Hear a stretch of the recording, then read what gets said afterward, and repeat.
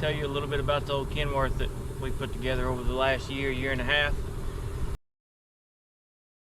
We're headed to Scottsburg, Indiana to Jeff Jones's place to pick up the 47 Kenworth.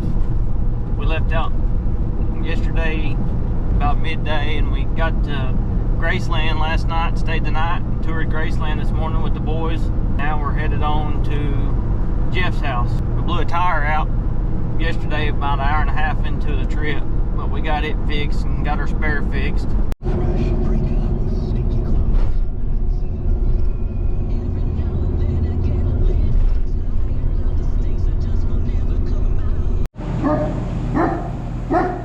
We're here at Jeff's to get the 47. Look at this dog. Look how big he is. We're in Scottsburg, Indiana.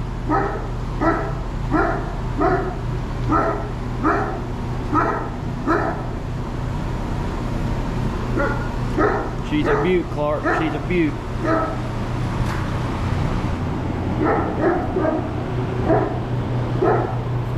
Jeff painted this thing and put a paintless wiring harness in it for me and painted the frame.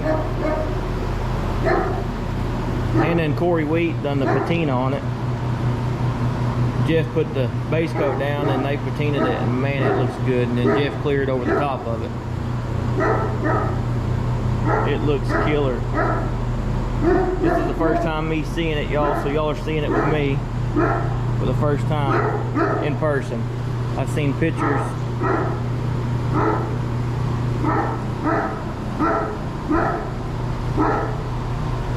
Got it. We put air conditioner in it.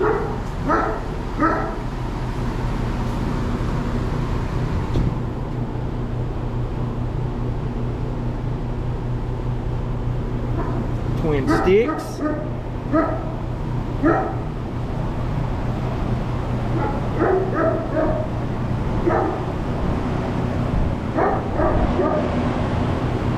Just taking it in, y'all. I've got a lot of hard work and a lot of money in this piece.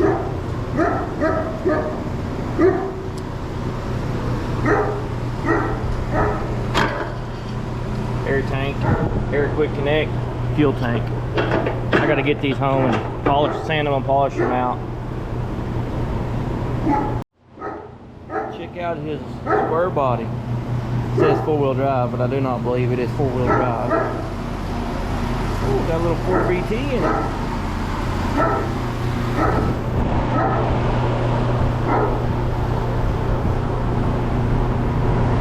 Them transport wheels. Good morning, guys. We're headed to Corey Wheat's. We just got the 47 Kenworth loaded at Jeff Jones, and that was a job. This thing's too low to be putting it on a trailer. Way too low. Took us about an hour and a half to get it loaded, stacking wood and blocking the road and you name it. When I get back to the shop, I'll use a rollback or something to unload it. I got all the tools there and equipment we could need, but on the road you don't have that stuff. So we're headed to Corey and Hannah Wheat's now, Corey Wheat Customs. They done the patina on this truck, so we're gonna go show them the final product and show them what it looks like. The stacks are 13.3 tall, legal limit's 13.6, but we're barely under the legal limit. So we gotta watch for low bridges or anything like that.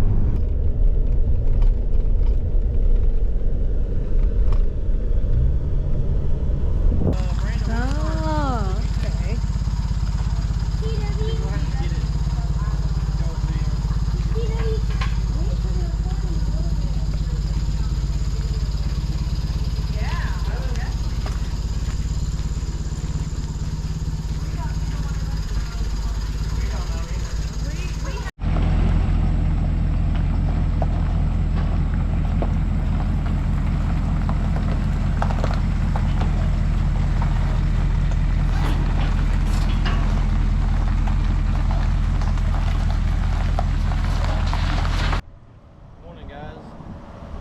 Kenworth here. We're fixing to try to get it off the trailer. We picked it up from Jeff out in Scottsburg, Indiana. Jeff Jones Built.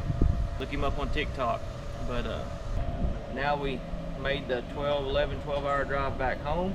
Had some trailer tire blowouts on the 16 ply trailer tires. I don't know why they're blowing out, but certainly not overloaded. but we got to figure that out. But we're fixing to try to unload this thing. It's so low, you got to stack wood, and it's quite the job to load it and unload it. I'll be driving it everywhere we go probably from here on out, unless we have to haul it.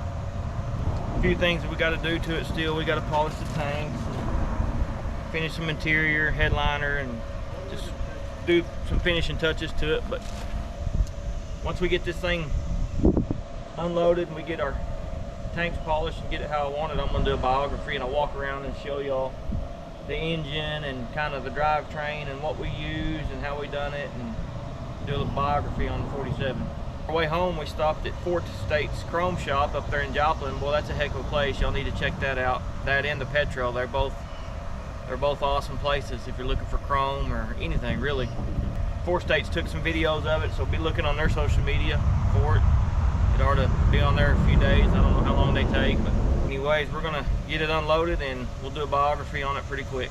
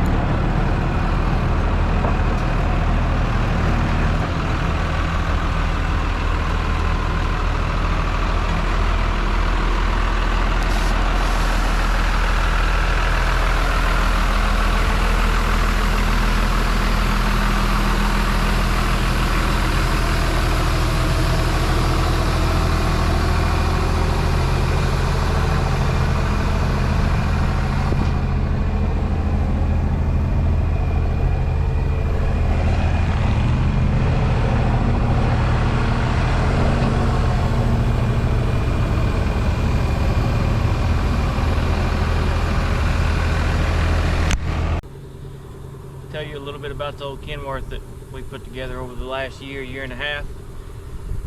So, of course, I've seen these trucks on the internet. A couple of them built. Jeff Jones built a couple, and I think a guy named Tanner built one.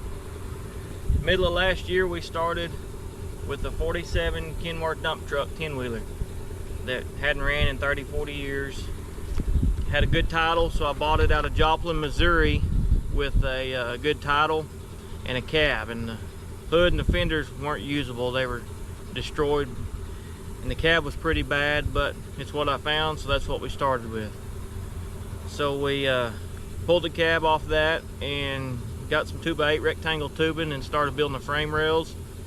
and the rest is history. The frame rails are built out of 2x8 rectangle tubing. You know, it's all tubing. It's not C-channel like a typical frame rail. Man, we had to build everything. I mean, we built everything custom on this. We even body dropped the cab and made it custom. Built a custom floor for the cab. The hood is completely new. We built a new complete hood out of aluminum. And Merlin Johnson out of Lake Havasu, Arizona, found me a pretty good set of fenders and shipped them to me. I thank Merlin for that. Look him up. It's Merlin's Old School Garage on YouTube. The front suspension's out of a square body Chevy 2-wheel drive dually, and the rear drive axle is the 07 Cat Eye dual wheel cab and chassis axle, and then the tag axle we built. Built the tanks, you know, we had to build everything. Built the rear fenders. We had to shorten the grill a bunch. I'm going to take the grill and get it chromed. So I got to take the grill and get it chromed, and I got to get a headliner put in the truck, and that's the last two things. And it's pretty much going to be the way it is as soon as I get those two things done. We built the front bumper.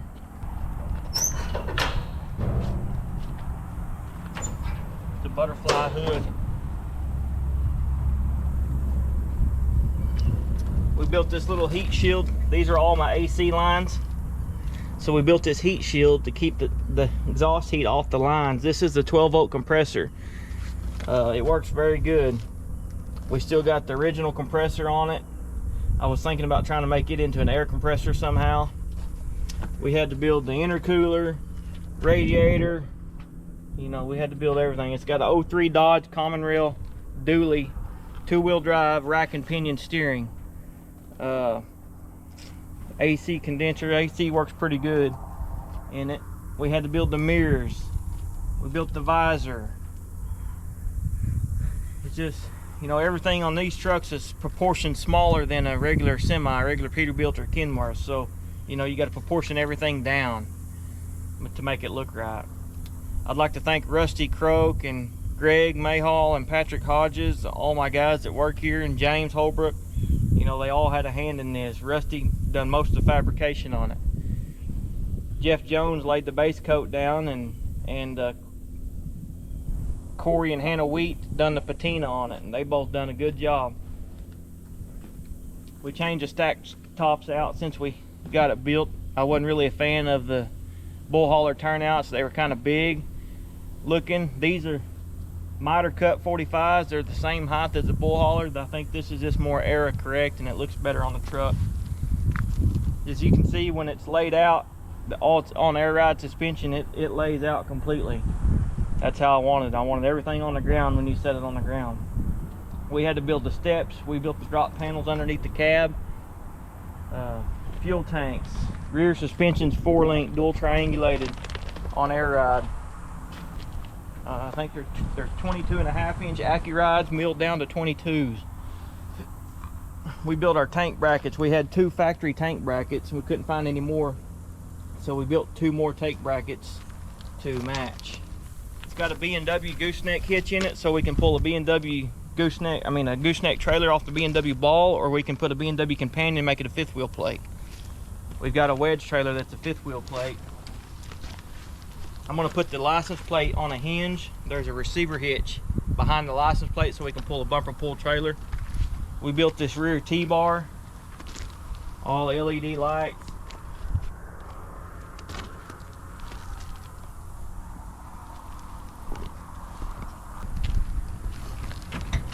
The seats are out of a '66 Ford Mustang, and I just recovered them. It's twin sticked. It's got a 3-speed brownie box behind the Dodge 5-speed manual transmission.